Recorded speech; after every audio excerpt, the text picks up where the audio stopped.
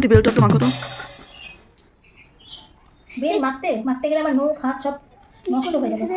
এই রাখো রাখো রাখো রাখো রাখো রাখো রাখো রাখো, আমি বেল মাখবো। রাখো, একটু বেল মাখতে বলেছে, আর তো কিছু করতে বলিনি। হ্যাঁ, বেল তো মাখতেই নিয়েছি, তোমার তো কিছুতেই মনে ওঠে না না। জলটা তো নিয়ে বসো, জল নিয়ে আসি আমি। হ্যাঁ হ্যাঁ, আমি নিয়ে আসছি, আপনি বসেন, আমি সব করে দেবো, আপনার চিন্তা নেই। দেখতেই কেমন ভালো বেল আমার মাথা যায় বলো। তো রাখো, আমি মাখবো। ও না হলে তো তোমার মুখ কালো, সারাদিন কথা বলবে না, অনেক জানা আমার। অন্য সময় তো বিরক্তি আসে না। যদি তোমাকে একটু শাক বাঁচতে বলি, বেল মাখতে বলি, ইঁচড় বানাতে বলি, তাই এই তো শাক বানাতো, শাক বানালাম, শাক বাঁচছি, ইঁচড় বানালাম, সেগুলিতে তোমার বিরক্তি। শুধু কী পারো, আলু বানাতে পারো। তাও আলু বানানো আমার পছন্দ। আলু রুটির তরকারি যদি আলু হয়, সেইটা বানাতে পারো আলু। মানে তুমি বলতে চাইছো পৃথিবীর কোনো কাজ পারি না, শুধু ওইটুকুন আলু বানাতেই পারি? না না, ওরে বাবা, সব পারো। পারো না মানে বললেই হবে নাকি?